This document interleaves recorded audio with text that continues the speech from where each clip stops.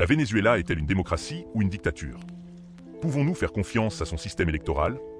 Quels sont les principaux défis pour garantir la transparence et l'intégrité des élections au Venezuela? Comment les droits électoraux des citoyens peuvent-ils être protégés et promus dans un contexte de crise politique et économique? Comment les institutions démocratiques du Venezuela, telles que le Conseil national électoral, ont-elles influencé la conduite des élections dans le pays? Quelles sont les perspectives pour la stabilité politique au Venezuela après les élections, compte tenu des défis économiques et sociaux en cours? De nombreux auteurs critiquent le gouvernement de Nicolás Maduro et plaident pour un processus électoral juste et transparent.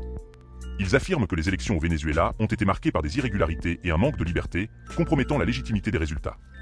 Ils soutiennent que la démocratie au Venezuela est gravement compromise par des pratiques autoritaires, un manque de transparence électorale et une répression politique. Ils défendent la nécessité de réformes profondes pour rétablir la démocratie et la confiance dans les institutions.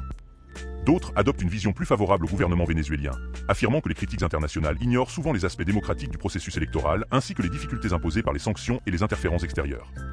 Ils soutiennent que les critiques internationales passent fréquemment sous silence les progrès sociaux et les formes de participation populaire mises en œuvre au Venezuela. Mais maintenant, nous aimerions connaître votre avis sur le sujet. Quelle est votre opinion sur la question? Avec quelle ligne de raisonnement êtes-vous le plus d'accord?